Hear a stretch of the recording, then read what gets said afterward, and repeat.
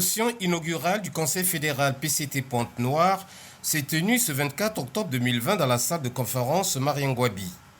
Les travaux dirigés de main de maître par Evelyne Tchitchélé, membre du bureau politique et secrétaire permanente de l'environnement et au développement local durable, ont permis aux cadres et militants de cette instance dirigeante au niveau du département de faire passer à la moulinette toutes les questions liées à son bon fonctionnement. Entre-temps, s'adressant aux camarades militants, le nouveau président de la Fédération PCT Pointe-Noire, Jean-François Kandou, comme il sait bien le faire, a véhiculé un message chargé d'unité, de cohésion, de solidarité et de discipline afin d'aborder avec sérénité et efficacité les défis présents et à venir. Je ne me lasserai pas de revenir sur la nécessaire cohésion qui doit exister en notre sein si nous voulons que notre parti continue à engranger d'autres victoires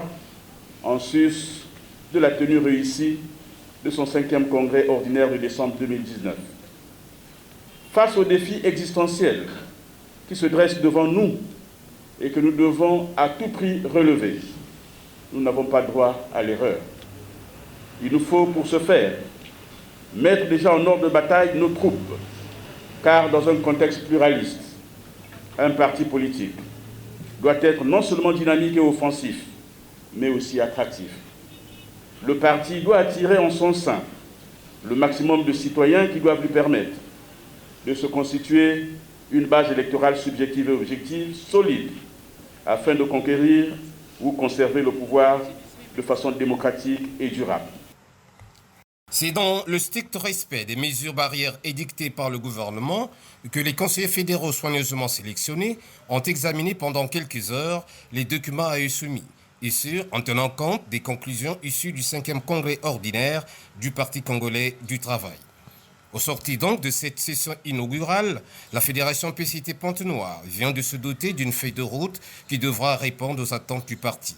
Un travail de fourmi qui a été apprécié à sa juste valeur. C'est un sentiment de joie parce que vous savez que lorsque on vient donc d'élire un nouveau président fédéral, il est toujours nécessaire effectivement de passer donc à la première session inaugurale pour tracer une ligne de conduite, pour définir donc le champ d'action de la nouvelle fédération au niveau donc des comités des différents arrondissements dans la ville de Pointe-Noire. Voilà pourquoi je pense que oui, c'était nécessaire, il est temps, au regard éventuellement des joutes électorales qui s'approchent dans un avenir très proche. Pour le commun des mortels, l'organisation de cette session inaugurale montre à tout point de vue que la Fédération du PCT Pointe-Noire se veut être un maillon essentiel et fort de la solide chaîne de mobilisation du PCT. 2 motions de soutien ont sanctionné les dits travaux, l'une adressée au président de la République, Denis Sassou Nguesso, et l'autre au secrétaire général du PCT, Pierre Moussa. PCT